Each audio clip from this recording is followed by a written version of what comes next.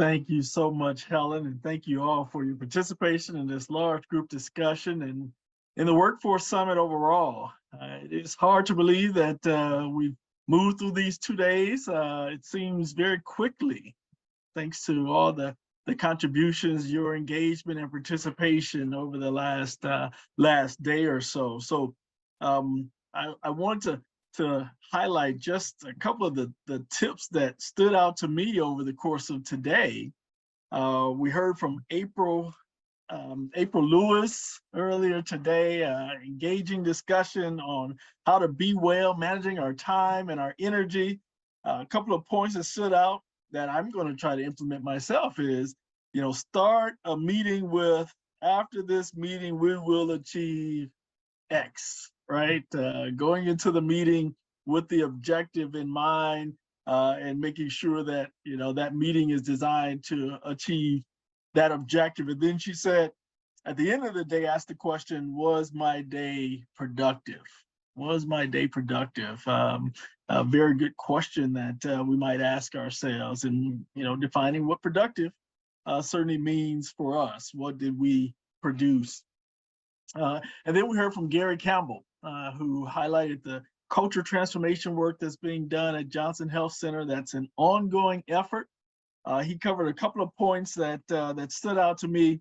Know your why and work to understand the why of your people, right? Of your employees, of the staff. That getting to know the why plays such a key role in being able to help to have an organizational culture of engagement, and development, and then show a personal interest in others, out beyond just the job that they do.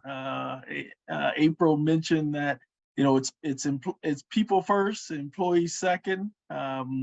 Getting to show a personal interest in people beyond just the job that they do within the organization, and write down the important stuff. If any of you like me, your memory is limited, so writing down that important stuff, and then being intentional about that personal interest that you display in others.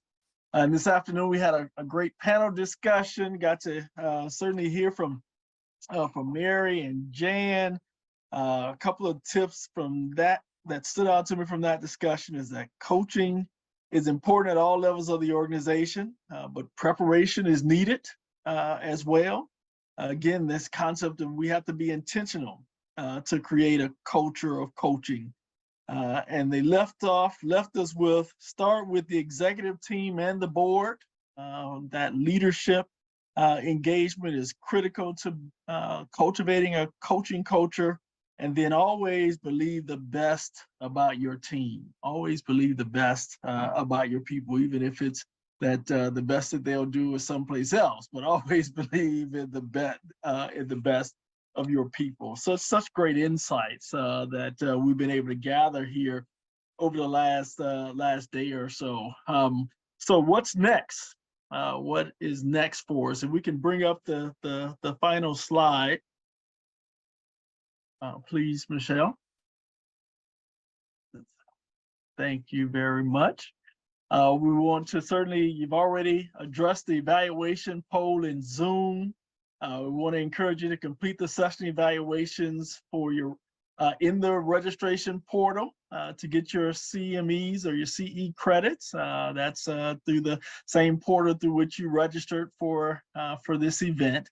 And then we're going to be developing setting up a workforce online community for you to follow up on what you've been able to begin, some of the conversations that you've been able to start. We've been able to see so much networking among you that's happening in the breakout discussions, as well as in the chat. Some of you have shared your emails in order to request additional contact and information. So we're going to set up a community to allow you to be able to stay in touch with one another and to stay connected with us. So look for an invitation to come to you if you register for this event to join that online community. It's certainly been a joy to be able to, on behalf of NAC, it's certainly been a joy to be able to collaborate, as always, with our partners at ACU and Moses Weissman Health Center to be able to bring this Workforce Summit to fruition. I want to thank our partners at ACU and Moses Weissman Health System.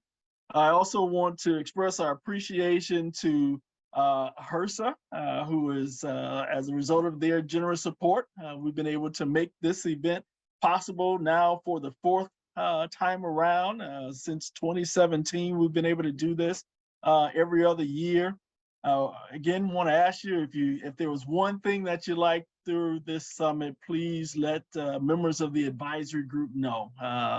They did such a wonderful job guiding us, helping us to make sure that this event was relevant, that we covered topics that were of importance to you in the field. So thanks so much to the advisory, to the National Advisory Group, and to our planning team as well, who worked behind the scenes to pull together all the pieces of the puzzle to make this work well. Thanks to all of them. We had great speakers, moderators, panelists, presenters, folks working for both the breakout sessions as well as moderating the panels. Thank you to all of you. And most importantly, thank you to those of you who took the time out. I mean, we've had 10 hours of your time over the last 2 days that you've made yourselves available to invest in yourselves, to connect with your colleagues, and to be able to both learn about and to share the promising practices that you're implementing in the field. It's such a joy to be able to hear about them, to learn about them, and to be able to highlight them through this Workforce Summit. So we will please, these resources are being captured that has been shared throughout and are available through the registration portal, along with the slides, and the recording will be there soon as well. So please feel free to go back, take a look at that information, and use it to the extent. Feel free to share it with others as well who might not have been able to join us for the summit over the past couple of days. So with that, we're going to allow you to return to the joy at work that you all are experiencing and have expressed for us and to us. Thank you again to my colleagues at ACU and CHC Inc. Thank you all for joining us, everyone. We'll be in touch, and please stay in touch. Take care, everybody.